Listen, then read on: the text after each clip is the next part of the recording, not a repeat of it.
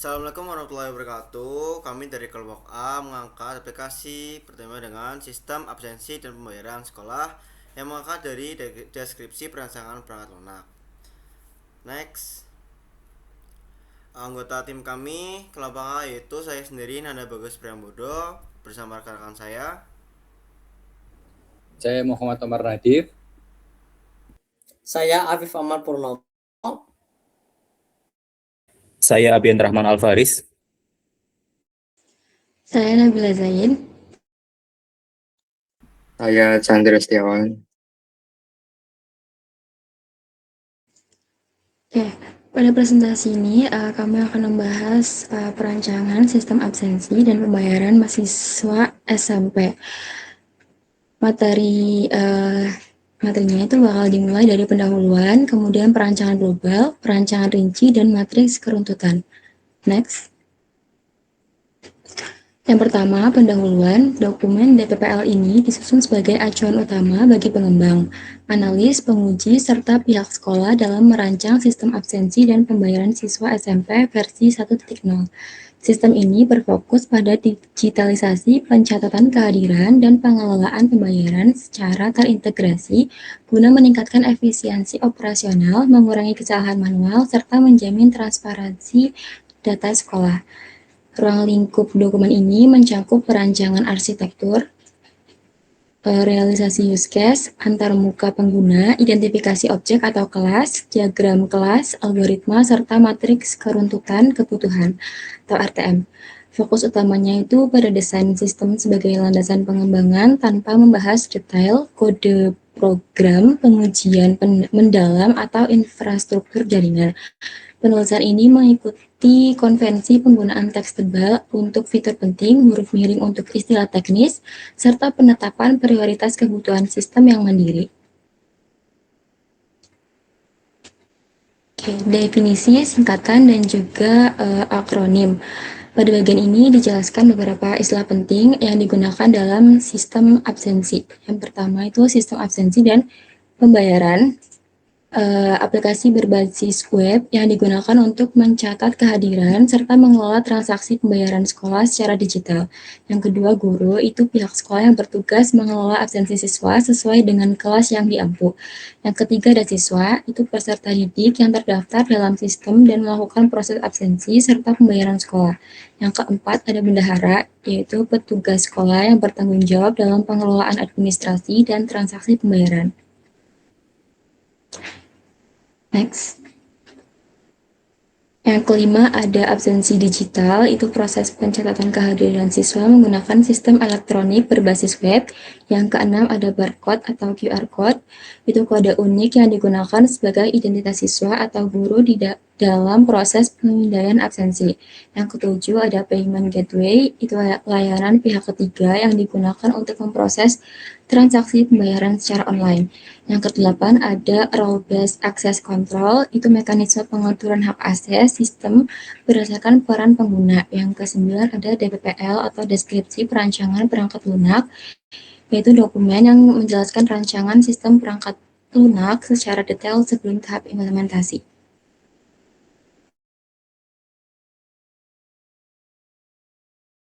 Selanjutnya ada perancangan global. Di sini pertama ada rencana lingkungan implementasi. Sistem absensi dan pembayaran siswa SMP ini menggunakan arsitektur client server berbasis web yang dapat diakses melalui perangkat desktop dan mobile. Menggunakan proses modern, lingkungan implementasi sistem direncanakan sebagai berikut. Yang pertama yaitu klien atau pengguna. Pengguna terdiri dari admin, guru, bendahara, dan siswa yang mengakses sistem melalui browser seperti Chrome, Firefox, dan Edge pada komputer, laptop, atau smartphone. Next. Lalu yang kedua ada server, yaitu backend. Server menangani logika bisnis, pengolahan data, autentikasi, dan integrasi layanan pihak ketiga dengan teknologi yang pertama, yaitu framework dengan minimal Laravel versi 11, yaitu yang kedua web server dengan Apache, lalu yang ketiga ada bahasa yaitu PHP, lalu yang terakhir ada database yaitu dengan menggunakan MySQL. Dengan spesifikasi minimal server yaitu prosesor Intel Core i3 atau setara RAM 8 GB, SSD 500 GB. Lalu yang ketiga ada payment gateway. Sistem pembayaran online terintegrasi dengan layanan payment gateway pihak ketiga, yaitu dengan menggunakan TripPay untuk memproses transaksi pembayaran sekolah melalui metode QRIS, virtual account, dan e-wallet. Next. Lalu selanjutnya ada deskripsi arsitektur perangkat lunak. Di sini arsitektur perangkat lunak sistem absensi dan pembayaran siswa SMP menggunakan pola MVC atau Model View Controller. Pola ini dipilih untuk memisahkan logika bisnis, pengelolaan data, dan antarmuka pengguna sehingga sistem lebih terstruktur dan mudah dipelihara. Untuk komponen arsitektur perangkat lunak diantaranya yang pertama yaitu ada landing page, yaitu halaman pertama saat user masuk ke dalam website. Lalu yang kedua ada login page, halaman user login untuk masuk ke dalam website, mengelola autentikasi, otorisasi pengguna berdasarkan peran role-based access control. Next. Lalu yang ketiga ada scan absensi, yang dimana untuk scan kehadiran, memproses pembuatan barcode oleh guru dan validasi pemindaian oleh siswa. Lalu yang keempat ada kotak aduan, yaitu modul untuk user untuk mengirimkan aduan. Lalu yang kelima ada poin siswa, yaitu yang menampilkan perolehan poin siswa. Lalu yang keenam ada bootcamp siswa, yaitu modul yang digunakan untuk daftar bootcamp untuk para siswa. Lalu yang ketujuh ada list tugas siswa, yaitu menampilkan jenis tugas kepada role siswa. Lalu yang kedelapan ada pembayaran siswa, yaitu integrasi API TripPay untuk membuat invoice pembayaran. Next. Selanjutnya adalah use case diagram. Yang pertama di sini kami akan menampilkan use case. Untuk deskripsinya sebagai berikut. Yang pertama, siswa melakukan scan barcode absensi. Lalu sistem akan menerima data barcode yang sudah di-scan oleh para siswa. Nah, di sini terjadi dua kondisi. Yang pertama yaitu jika siswa berhasil melakukan validasi absensi, maka sistem akan mengeluarkan konfirmasi berdasarkan scan yang sudah dilakukan. Tapi jika gagal melakukan scan, maka sistem akan menampilkan notifikasi gagal, dan jika validasi gagal, sistem tidak dapat menyimpan data absensi, yang dimana para siswa diharuskan mengulang proses scan atau memasukkan nomor ID kembali. Lanjut ke use case payment. Next. Selanjutnya ada use case payment di sini atau pembayaran, yang dimana pengguna melakukan login terlebih dahulu untuk memasuki sistem. Jika seperti sebelumnya, jika ada kondisi di mana bisa gagal atau bisa berhasil, tergantung loginnya kita berhasil atau tidak. Jika valid, sistem menampilkan home page kepada pengguna. Lalu para murid atau wali murid ini bisa memilih mode pembayaran, yang dimana nanti sistem akan menampilkan daftar tagihan pembayaran dari siswa tersebut. Setelah itu, para murid atau wali murid dapat memilih tagihan yang belum lunas atau yang belum terbayar dan memilih metode pembayaran yang akan dibayar. Lalu yang terakhir, sistem akan memproses pilihan metode pembayaran dan menyimpan data transaksi. Jika diterima, maka sistem akan menampilkan konfirmasi atau sukses. Next. Berikutnya adalah UI design dan deskripsi objek UI 1, yaitu scan absensi. Next. Oke, di dalam tampilan UI itu terdapat beberapa deskripsi dan page halaman itu sendiri, yaitu yang pertama tabel deskripsi objek UI itu dengan ID layar 1.1 dengan halaman absensi dengan deskripsi singkat, yaitu halaman di mana siswa dan guru barcode yang dimiliki oleh mereka di-scan oleh sistem atau mereka bisa memasukkan nomor ID. Lalu dengan page halaman di absensi itu memiliki beberapa button dan text box, yaitu text box pertama dengan label nomor ID dengan keterangan untuk mengisi form ID, dan juga button pertama berjenis button untuk submit dari hasil text box. Jika diklik akan menginputkan form yang telah diisikan ID oleh siswa dan guru. Next. Lalu berikutnya identifikasi objek dan tipe kelas 1 dari scan absensi dengan tabel objek perancangan, yaitu kita memiliki 3 buah objek, yaitu halaman absensi, yaitu interface, absensi controller itu controller, dan absensi itu sebuah entity database. Next. Dan selanjutnya UI design dan deskripsi objek UI kedua, yaitu kita ada pembayaran online. Kita memiliki 6 poin 2.1 hingga 2.6, yaitu login page, di mana halaman login ini siswa dan guru memasukkan username dan kata sandi untuk memverifikasi dan masuk ke dalam homepage jika benar. Selanjutnya poin 2.2 homepage, di mana halaman utama atau dashboard yang menyajikan informasi seputar spam softflash dan kotak aduan. Lalu selanjutnya lihat poin page, halaman informasi yang menampilkan akumulasi poin siswa berdasarkan kedisiplinan, di mana guru dapat mengelola poin tersebut, poin siswa terutama. Yang selanjutnya itu daftar bootcamp page, di mana halaman itu berisikan informasi mengenai para siswa yang memiliki pelanggaran lebih dari 75 poin. Yang selanjutnya itu lihat tugas page, di mana page ini yaitu guru bisa mengunggah instruksi pekerjaan rumah dan siswa dapat melihat daftar tugasnya. Yang selanjutnya yang terakhir yaitu page pembayaran atau pembayaran page, di mana halaman administrasi keuangan yang digunakan untuk siswa untuk mengecek tagihan dan biaya iuran serta memilih metode pembayaran. Next.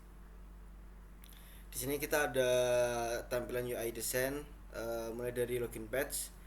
Itu kita memiliki dua text box itu untuk mengisikan username dan password dengan label username dan password, yaitu per masing-masingnya bisa menginputkan untuk username dan password. Lalu terdapat satu button dengan label submit yang diperuntukkan untuk jika button ini dipencet, maka form yang telah diisikan berupa username dan password itu akan di submit dan akan diverifikasi oleh sistem. Next. Selanjutnya ini adalah menu page pembayaran. Jadi di page pembayaran ini siswa diarahkan atau ditampilkan oleh beberapa tagihan aktif. Lalu di dalam tagihan aktif itu terdapat sebuah aksi, yaitu button pertama itu adalah sebuah button pembayaran, di mana labelnya terdapat pembayaran juga itu di dalam aksi, dan dengan keterangan jika diklik user akan diarahkan ke page baru untuk memilih metode pembayaran.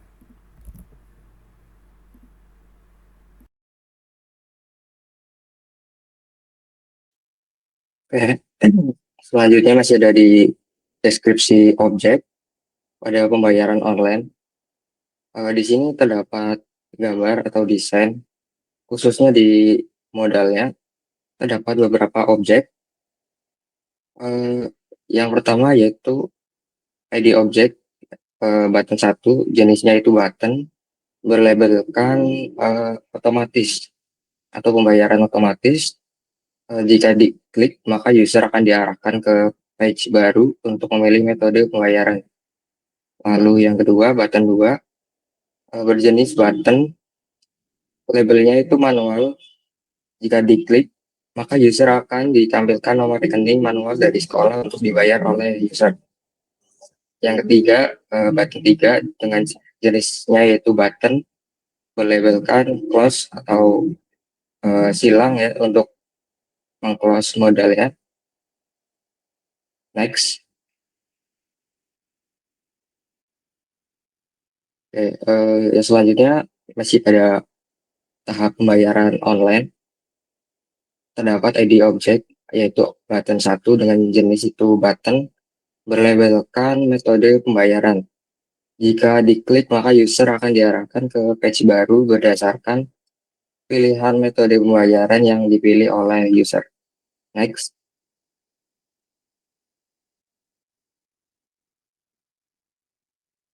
Lalu masih di pembayaran online, terdapat halaman pack rinci pembayaran. Button-button komponennya yaitu button 1 dengan jenis button, berlabelkan dropdown 1. Jika diklik, dropdown akan terbuka dan menampilkan deskripsi atau langkah-langkah untuk pembayaran dengan kris. Lalu yang kedua, button 2 berjenis button dengan berlabelkan dropdown 2. Jika diklik, maka dropdown akan terbuka dan menampilkan deskripsi atau langkah-langkah untuk pembayaran dengan kris via mobile. Lalu button 3 dengan jenis yaitu button, berlabelkan metode payment. Jika diklik, maka sistem akan mengembalikan ke page kategori atau pilihan metode pembayaran yang akan diganti oleh user. Next. Oke, selanjutnya identifikasi objek baru dan tipe kelas 2 pembayaran online. Di sini terdapat tabel objek perancangan yang isinya yaitu yang pertama nama objek baru login page dengan jenis boundary atau interface. Yang kedua homepage dengan jenis interface atau boundary. Yang ketiga payment page berjenis boundary. Yang keempat metode pembayaran page berjenis boundary atau interface. Yang kelima controller berjenis controller sama dengan pembayaran controller. Lalu user, absensi dan pembayaran dengan jenis entity atau database. Next. Lalu sequence diagram 1 yaitu scan absensi. Di sini terdapat diagram terdapat user.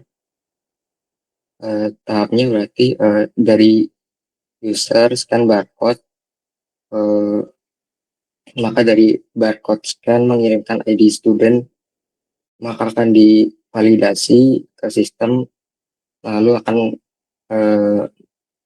validation through ke database, lalu menyimpan data, lalu mengirimkan status OK, lalu successfully ke barcode scan, lalu menampilkan sukses.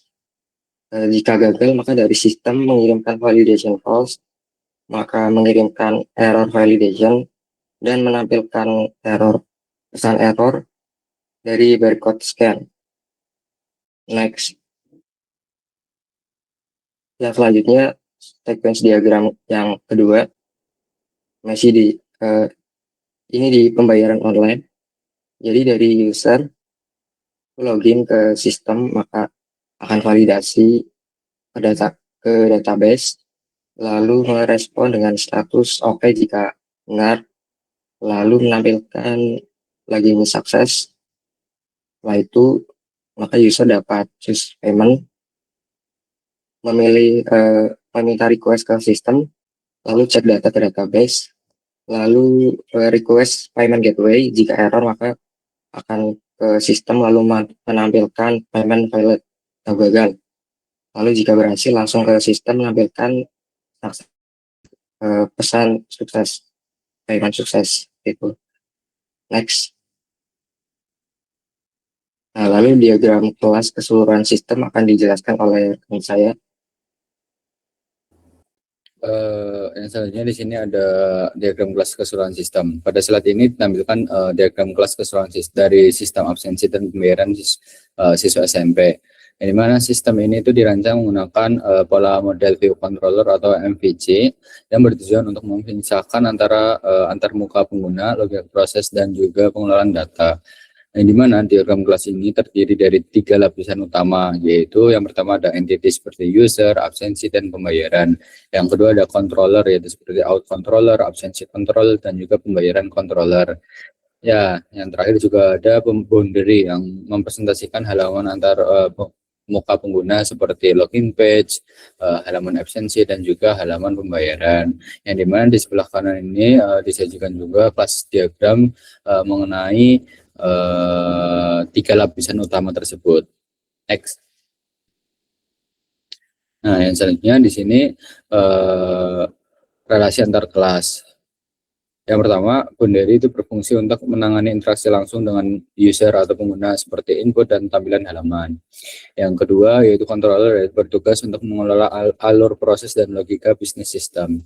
Nah, yang ketiga, entity itu mempresentasikan data yang disimpan di dalam basis data. Nah, alur sistemnya itu dimulai dari user yang berinteraksi dulu dengan boundary, kemudian diproses oleh controller dan data akhirnya disimpan oleh entity yang akan ditampilkan kembali ke boundary seperti itu. Next. Nah, pada slide ini dijelaskan mengenai perancangan detail kelas yang digunakan dalam sistem. Kelas-kelas dalam sistem itu dibagi jadi tiga jenis, yaitu ada entity, controller, dan juga boundary, yang dimana setiap kelas itu memiliki atribut, metode, terus juga tingkat akses atau visibility seperti public dan juga private. Nah, perancangan ini itu memiliki tujuan untuk memperjelas tanggung jawab masing-masing kelas sehingga sistem menjadi lebih terstruktur dan mudah dikembangkan. Next. pada slide ini menampilkan contoh kelas entity yang digunakan dalam sistem. Nah, yang pertama yaitu ada kelas user. Menyimpan data user seperti ada identitas, terus akun, terus juga peran user, terus juga memiliki metode login dan logout.